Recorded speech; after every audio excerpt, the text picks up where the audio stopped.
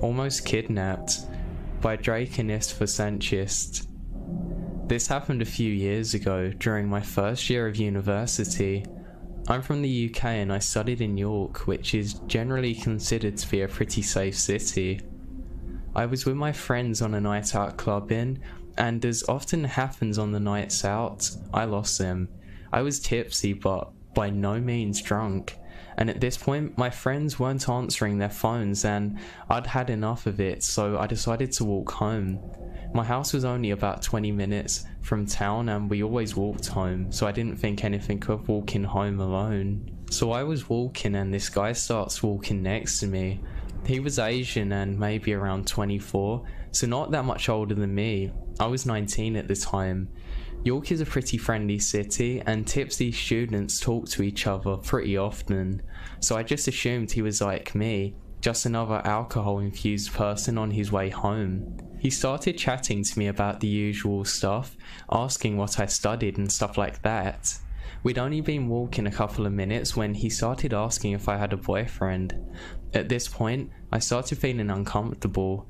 We weren't in a secluded area, but it was around 3 in the morning and there were no other cars or people around. My mind didn't instantly label him as crazy as I was worried, but just a boy trying his luck, which again is pretty common when you're a student. It wasn't really a big deal, but I didn't want to walk with anyone. We'd only been walking for about 5 minutes by this point. So now I tell him that it was nice meeting him and that I was almost at my house, so I just stopped at some stranger's house and stood there waiting for him to go away, but I think that he knew I was lying and didn't want to leave. This is when I started to feel really unnerved. He smiled at me and said, "My car is here. Do you want a lift so I can make sure you actually get home safely?" When he said this, I actually become terrified. I didn't feel like I could even speak. I just sort of shook my head and mumbled something incoherent.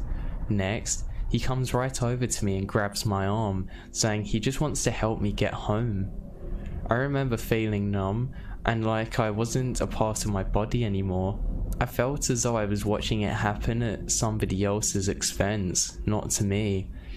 I always thought I'd fight back or have a strong fight response, but instead, I was frozen in fear. I don't remember where the car was or how long it took to get there. I just remembered feeling kind of floppy and letting myself get tugged along. The next thing I remembered was him opening the passenger side door and getting me in. I think he asked me where I lived, but I couldn't answer at this point. He started telling me what a pretty girl I was and how that he just wanted a nice girl to take home. I just sat there though, frozen in fear, not really knowing what to do. He then put his hand on my thigh and started stroking my leg and touching other areas of me while continuing to drive with one hand. I felt disgusted and guilty, as if knowing that it was my fault that I was here. By the time I thought I deserved it for getting in his car in the first place, it had already happened. I remembered thinking I should fight it off or try and get out of the car, but I was so scared I couldn't even speak, let alone summon the energy to struggle. I had no idea where he was going to take me, but I knew we were heading away from the university area. After about 10 minutes, I seemed to unfreeze and it really hit me what was happening. I genuinely thought I was going to die in that car. I asked him if I could get out, but he just smiled at me. I'm only 5'1" and small built, so I didn't really stand much of a chance of overpowering him, and honestly, I was still too scared to do anything. Then suddenly, my phone began ringing. I don't think I've ever answered anything so fast in my life.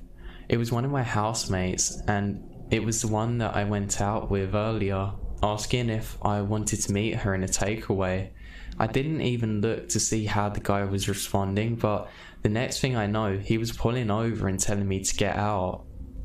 I had no idea where I was, so I walked around looking for a street name and rang a taxi. I was sobbing and I told the taxi driver what happened. He then told me I had to tell the police and offered to take me there, but I couldn't bring myself to do it. I didn't want to stay in that car any longer than I had to. I got dropped home and promised that I would inform the police the next morning. I never told anybody what happened that night, and I blame myself for being stupid enough to walk home with a stranger. I pretty much willingly got into his car and let myself get assaulted. Literally, anything could have happened in that car. Who knows, I could have even ended up getting murdered. Maybe that was what he was actually planning, and it all would have been my fault.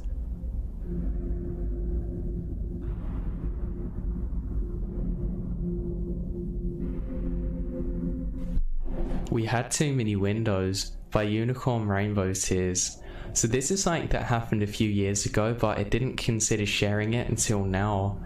I used to work at a hotel, and I use the word loosely. It was more of an inn that was in a sleepy beach town in Southern California, but it had plans to be part of someone's chain of hotels or something.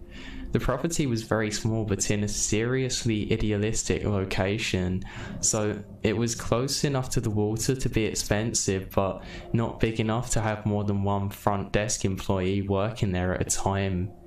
My sister and I worked there together. We both shared the same one manager. Aside from the housekeeping people, we were always staying there pretty much the latest, and more often than not they ended up leaving way before we did.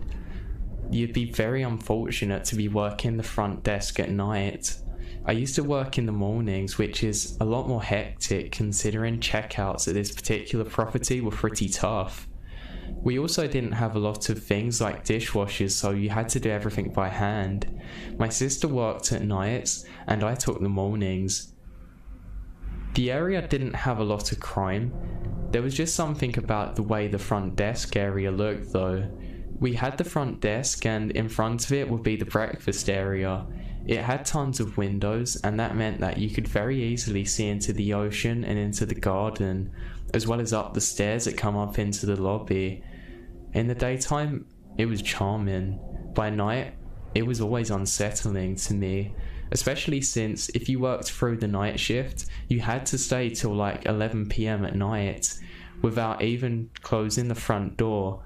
Now again, this wouldn't be a big deal, but we had no security, no cameras, not even the housekeeping there at that time. It was just you by yourself with this dark void to look out at while you counted down the hours till you got to go home. One night, I had a true night shift covering for my sister. I didn't even have my uniform or anything.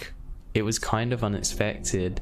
For whatever reason, I decided to close the lobby door, and I'm glad that I did. Now, the door wasn't locked, and that meant that any late night customers could literally just come in, but nobody did that night, and it finally hit 11. I was super relieved to get off, so I then began my end of night duties. They were just normal stuff like setting up for breakfast, etc. When I'd finished everything, I grabbed my keys and turned to the right, and just turned off all the lights before leaving when my phone rang.